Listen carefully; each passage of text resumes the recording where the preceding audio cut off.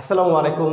নতুন আরেকটি ক্লাসে সকলকে স্বাগতম। আজকে হচ্ছে আমরা আমাদের উচ্চতর গণিত বইয়ের 10.2 অর্থাৎ দ্বিপদী বিস্তৃতির আমরা 13 নম্বর অঙ্কের সমাধান করব। তোমরা জানো আমরা কিন্তু আমাদের জেনারেল ম্যাথ এবং হায়ার ম্যাথের কিন্তু প্রত্যেকটা অনুশীলনীর A to Z সকল ম্যাথের কিন্তু সমাধান করি, তাই না?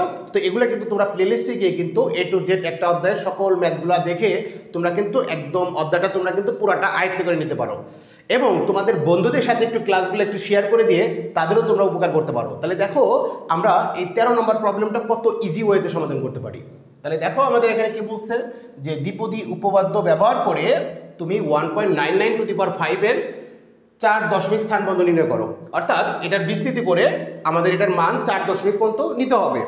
ওকে, তাহলে দেখো আমরা আগের যে প্রবলেমগুলো দেখছি তো ম্যাক্সিমাম ক্ষেত্রে তুমি দেখতা যে এখানে 1 প্লাস তোমার 2/x এরকম সামথিং কিছু একটা, অথবা এখানে 2 প্লাস তোমার 6x এরকম সামথিং কিছু একটা দেওয়া থাকতো, তার উপরে এখানে পাওয়ার দেওয়া থাকতো, ধরো এটা 10, এটা ধরো 12 এরকম।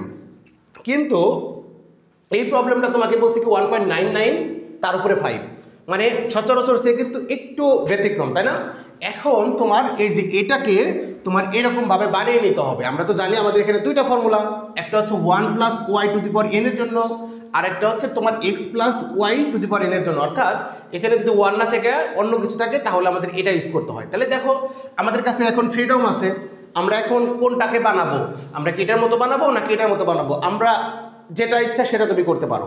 আমি তোমাদের জন্য এটা বানাবো আর কি, যে এটার মতো করে বানাবো, এটার মতো বানালে আমাদের জন্য একটু বেটার হবে আর কি, সলিউশনটা একটু সহজ হবে। দেখো এটার মতো যদি বানাইতে চাই, আমরা যদি এখানে লিখি যে 1.99 আছে তো, তাই না? আমরা যদি এটা লিখি যে 1 প্লাস তোমার হচ্ছে 0.99, তাহলে কি কোনো সমস্যা বলো তো? কোনো সমস্যা? না, কোনো সমস্যা নাই, কারণ 1 প্লাস তোমার 0.99 যোগ করলে কিন্তু আমাদের 1.99 হয়, তোমরা জানো, ঠিক না? তো আমরা এটাও করতে পারি। আর তুমি যদি চাও যে আমি এটার মতো বানাবো, এটার মতো বানালে কি হবে? দেখো এখানে আমাদের কি ছিল 1.99, তাহলে তুমি কি করবা? 2 দিবা। যেহেতু তুমি এটার চেয়ে বেশি নিয়ে ফেলছো, মানে 1.99 এর চেয়ে কিন্তু 2 বেশি, কত বেশি নিছো সেটা যদি বিয়োগ করে দাও তাহলে তো শেষ। তুমি কত বেশি নিছো বলো তো? 0.01 বেশি নিছো। অর্থাৎ এই 2 থেকে তুমি যদি 0.01 যদি তুমি বিয়োগ করে দাও তাহলে এটা হয়। অর্থাৎ এটা করলেও হয়ে যাবে, এটা করলেও হয়ে যাবে। এটা করলে তোমার ফর্মুলা ইউজ করতে হবে এটা, আর যদি আমরা এটা ব্যবহার করি তাহলে ফর্মুলা ইউজ করতে হবে প্রথমটা।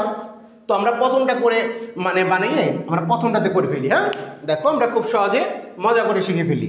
তাহলে এটা আমি একটু মুছে ফেলি, আমরা এখন জাস্ট জটপট করে ফেলবো। তাহলে দেখো আমাদের এখানে কি আছে, যে আমাদের 1.99 টু দি পাওয়ার 5, তাহলে এটাকে আমরা একটু মডিফাই করলাম। তাহলে আমরা এটার পরিবর্তে কি লিখবো? সমান তোমার হচ্ছে 1 প্লাস 0.99 টু দি পাওয়ার কত? 5।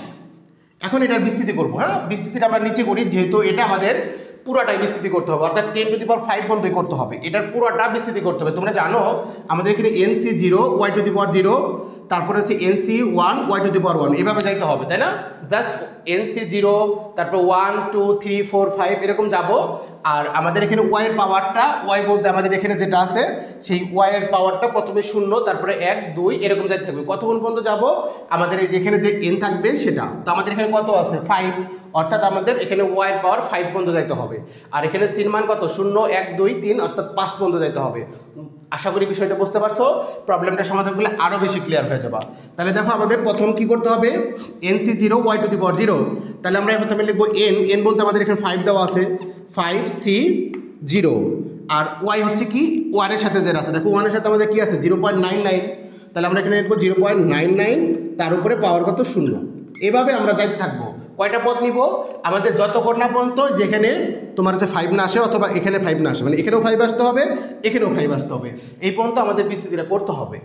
ওকে, আচ্ছা দেখো তাহলে আমাদের দ্বিতীয় পদ কি হবে? যে 5C, এখানে 0 এখানে 1, অর্থাৎ প্রত্যেকটা পদ যাব এখানে আমাদের 0 1 2 এরকম বাড়তে থাকবে। আর এখানে ওয়াইয়ের পাওয়ারটা, যে ওয়াই হচ্ছে আমাদের 0.99, এই পাওয়ারটা আস্তে আস্তে বাড়তে থাকবে, এটা 0 ছিল এটা 1 হবে, এরকমভাবে যতই যাব সামনে এটা 1 বাড়বে এটাও 1 বাড়বে, এভাবে যাইতে থাকবে। কতক্ষণ পর্যন্ত যাব? যতক্ষণ না পর্যন্ত এখানে 5 আসে এখানে 5 আসে, এত পর্যন্ত যাইতে হবে। ওকে, তাহলে দেখো 5C to 0.99, তারপরে 2 এরকমভাবে খালি তুমি লিখতে থাকো যতক্ষণ না পর্যন্ত আমাদের 5 আসে সে পর্যন্ত আমাদের করে যেতে হবে, একই প্রসেস করে যেতে হবে।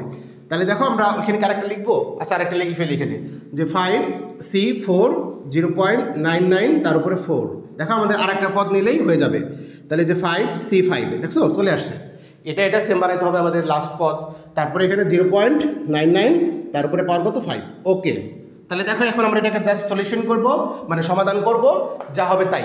তোমরা জানো কি 5C0, আমরা জানি এখানে 0 থাকলে মানে এখানে যাই থাকুক এটার মান কিন্তু 1 হয়। তারপরে তোমাদের একটু ক্যালকুলেটরতে বের করে দেখাই আমি কীভাবে বের করবা। তুমি প্রথমে 5 তুলবা, সি তুলবা, তারপর সি আছে এখানে আমাদের, সি তোলার জন্য শিফট দিয়ে এই যে ভাগে চাপ দিবা, ভাগ, সি চলে আসবে, তারপরে 0 দিবা। দেখো ক্যালকুলেটরে কিন্তু এইভাবে উঠবে যে 5C0 মানে পাশাপাশি উঠবে। হ্যাঁ, আমাদের এখানে কিন্তু এরকম উপর নিচে আসবে না। তাহলে দেখো এটা আসার পরে তুমি জাস্ট ইকুয়ালে চাপ দিবা, 1 চলে আসবে, অর্থাৎ এটার মান হচ্ছে কত 1। তাহলে আমরা এখানে 1 বসাবো। ইন্টু দেখো এটার উপরে পাওয়ার 0, আমরা জানি কোনো কিছুর উপরে যদি পাওয়ার 0 থাকে তাহলে তার মান হয় 1, তার মানে এটার মান হচ্ছে 1।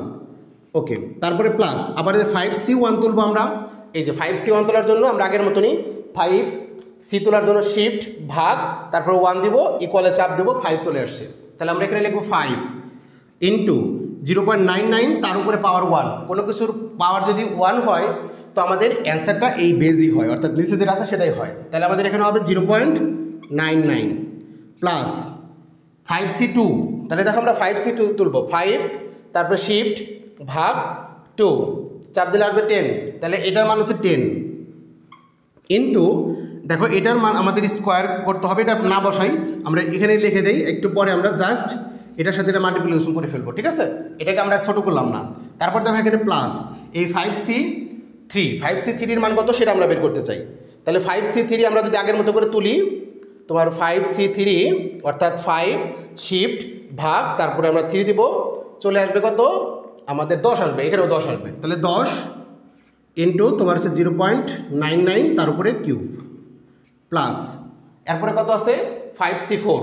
তাহলে দেখো আমরা এখানে তুলবো 5C4 যদি তুলি, 5C4 তুললে আমাদের আসবে হচ্ছে 5, এখানে আসবে 5 আর ইন্টু আমাদের কত এই যে এখানে তোমার হচ্ছে 0.99 তার উপরে তোমার 4।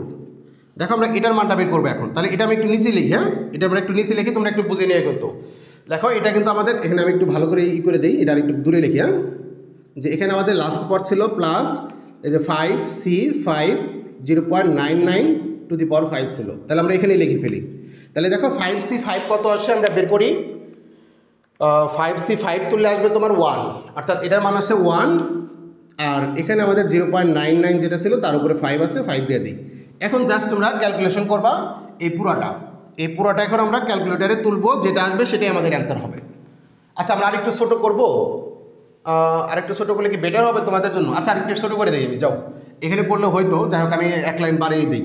তাহলে এখানে 1 প্লাস এখন আমরা এটাকে গুণ করবো। দেখো আমরা যদি এখানে গুণ করি তোমার 5 ইন্টু তোমার 0.99 গুণ করলে আসবে হচ্ছে তোমার 4.95, তারপরে প্লাস এরপর আমাদের এখানে কত আছে এটা, যে আমাদের এখানে তুলতে হবে কত 10 ইন্টু আমাদের এই যে 0.99 তার উপরে আমাদের স্কোয়ার আছে, তাহলে এটার উপরে আমরা স্কোয়ার দিয়ে দিব। স্কোয়ার দিলে আসবে হচ্ছে আমাদের 9.801। তারপরে আমাদের এটা বের করতে হবে। এখানে আমরা কি পাবো দেখি, যে আমাদের এখানে আছে 10 ইন্টু আমাদের হচ্ছে 0.99 তার উপরে হচ্ছে আমাদের কিউব আছে, তাহলে কিউব দিব।